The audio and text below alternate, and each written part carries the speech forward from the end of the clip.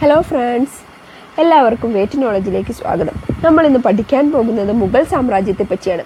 ഇന്ത്യയിൽ മുഗൾ സാമ്രാജ്യത്തിന് തുടക്കം കുറിച്ചത് 1526 ഏപ്രിൽ 21 നടന്ന ഒന്നാം പാനിപ്പത്ത് യുദ്ധത്തോടു കൂടിയാണ്. 1526 ഏപ്രിൽ 21 നടന്ന ഒന്നാം പാനിപ്പത്ത് യുദ്ധത്തോടു കൂടിയാണ്. അത് നടക്കുന്നത് ഇബ്രാഹിം ലോധിയും ബാബറും തമ്മിലായിരുന്നു. നമുക്ക് പഠിക്കാനുള്ള പ്രമുഖരായ മുഗൾ ചക്രവർത്തിമാർ ബാബർ, ഹുമയൂൺ, അക്ബർ, ജഹാംഗീർ, ഷാജഹാൻ, ഔറംഗസീബ് എന്നിവരാണ്. 6 പേരാണ്. ബാബർ, ഹുമയൂൺ, അക്ബർ, ജഹാംഗീർ, ഷാജഹാൻ, ഔറംഗസീബ്. അപ്പോൾ നമുക്ക് ആദ്യം ബാബറെ പറ്റി പരിചയപ്പെടാം. ബാബറുടെ ഭരണകാലഘട്ടം 1526 മുതൽ 1530 വരെയാണ്. മുഗൾ സാമ്രാജ്യ സ്ഥാപകൻ എന്നറിയപ്പെടുന്നത് ബാബറാണ്. ബാബർ എന്ന പേരിൻ്റെ അർത്ഥം സിംഹം അല്ലെങ്കിൽ വീരൻ എന്നാണ്. സാഹസികനായ മുഗൾ ഭരണാധികാരി, സാഹിത്യകാരനായ മുഗൾ ഭരണാധികാരി എന്നെല്ലാം അറിയപ്പെടുന്നത് ബാബറാണ്. ഇന്ത്യയിൽ ആദ്യമായി യുദ്ധ ആവശ്യത്തിനായി പീരങ്കി ഉപയോഗിക്കുന്നത് ബാബറാണ്. ജ്യോതിശാസ്ത്രജ്ഞന്മാർക്ക് ജാതകം എഴുതാൻ അനുമതി നൽകി. ഇന്ത്യയിൽ ആദ്യമായി ഉദ്യാന നിർമ്മാണത്തിന് തുടക്കം കുറിച്ചു. മുഗളർ ഇന്ത്യയിൽ ആദ്യമായി നിർമ്മിച്ച പൂന്തോട്ടം രാംബാഗ് പൂന്തോട്ടമാണ്. രാംബാഗ് പൂന്തോട്ടം. ഇന്ത്യയിൽ ആദ്യമായി റോസാച്ചെടി കൊണ്ടുവന്നത് ബാബറാണ്. ആത്മകഥ എഴുതിയ ആദ്യ മുഗൾ ഭരണാധികാരി. ആത്മകഥാകാരന്മാരുടെ രാജകുമാരൻ എന്നറിയപ്പെടുന്നു. അദ്ദേഹത്തിൻ്റെ ആത്മകഥയുടെ പേര് തുസുക്കി ബാബരി അല്ലെങ്കിൽ ബാബർനാമ. തുസുക്കി ബാബരി അല്ലെങ്കിൽ ബാബർനാമ. ചൗത്തായി എന്ന തുർക്കി ഭാഷയിലായിരുന്നു ആത്മകഥ. അദ്ദേഹത്തിൻ്റെ ആത്മകഥയിൽ ഇന്ത്യയെയും ഇന്ത്യക്കാരെയും ഇഷ്ടമല്ല എന്ന് പറയുന്നുണ്ട്. അദ്ദേഹത്തിൻ്റെ കാലഘട്ടത്തിൽ നടന്ന പ്രധാന യുദ്ധങ്ങൾ 1526 ഒന്നാം പാനിപ്പത്ത് യുദ്ധം, അത് ഇബ്രാഹിം ലോധിയുമായിട്ടായിരുന്നു.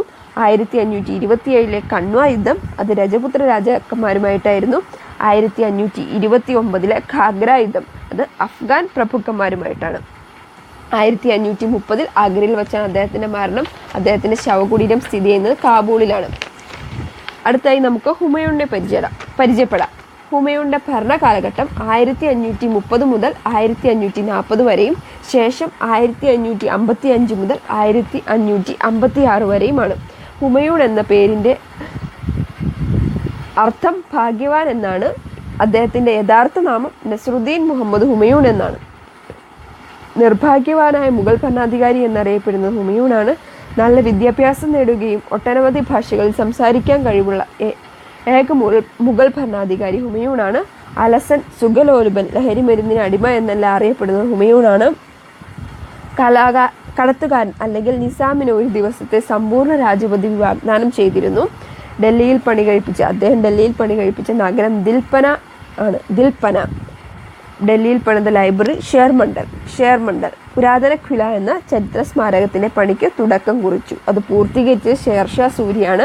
1539 ചൗസയിൽ വച്ചും 1540 കനൗജിൽ വെച്ച് നടന്ന യുദ്ധങ്ങളിൽ ഷേർഷാ സൂരിയോട് പരാജയപ്പെട്ട് രാജ്യം നഷ്ടപ്പെട്ടു. അധികാരത്തിൽ നിന്നും 15 വർഷം വിട്ടുനിൽക്കേണ്ടി വന്ന ഏക മുഗൾ ഭരണാധികാരി ഹുമയൂണാണ്. 1555 ഷേർഷാ സൂരിയുടെ പിൻഗാമിയായ സിക്കന്ദർ ഷാ സൂരിയെ പരാജയപ്പെടുത്തി പിന്നീട് രാജ്യം തിരിച്ചുപിടിക്കുകയായിരുന്നു. 1556 ഷേർമണ്ടൽ എന്ന ലൈബ്രറി മന്ദിരത്തിൻ്റെ പടിക്കെട്ടിൽ നിന്ന് വീണ് മരണപ്പെട്ടു. അദ്ദേഹത്തിൻ്റെ ജീവചരിത്രം ഹുമയൂൺ നാമ, അത് എഴുതിയത് ഗുൽബദൽ ബീഗം. അദ്ദേഹത്തിൻ്റെ സഹോദരിയായ ഗുൽബദൽ ബീഗമാണ്. അദ്ദേഹത്തിൻ്റെ സ്മാരകം ഡൽഹിയിലാണ്. അത് നിർമ്മിച്ചത് ഹമീദാബാൻ ബീഗം. അദ്ദേഹത്തിൻ്റെ ഭാര്യയായ ഹമീദാബാൻ ബീഗമാണ്. അതിൻ്റെ ശില്പി മിറാഖ് മിർസ ഗിയാസ്. അദ്ദേഹത്തിൻ്റെ ശവകുടീരം ഡൽഹിയിലാണ്. അത് അറിയപ്പെടുന്നത് താജ്മഹലിൻ്റെ മുൻഗാമി എന്നാണ്. മുൻ American president Barack Obama 2010 India സന്ദർശിച്ചപ്പോൾ സന്ദർശിച്ച ശവകുടീരമാണ് ഹുമയൂണിൻ്റേത്. അപ്പോൾ നമ്മൾ ഇന്ന് പഠിച്ചത് മുഗൾ സാമ്രാജ്യത്തെ പറ്റിയാണ്. 2 മുഗൾ ഭരണാധികാരികളെ പരിചയപ്പെട്ടു, ബാബർ, ഹുമയൂൺ. അടുത്ത ക്ലാസ്സിൽ മറ്റുള്ളവരെ നമുക്ക് പരിചയപ്പെടാം. അപ്പോൾ ഇതുവരെയും ചാനൽ സബ്സ്ക്രൈബ് ചെയ്യാത്തവരൊക്കെ സബ്സ്ക്രൈബ് ചെയ്യുക.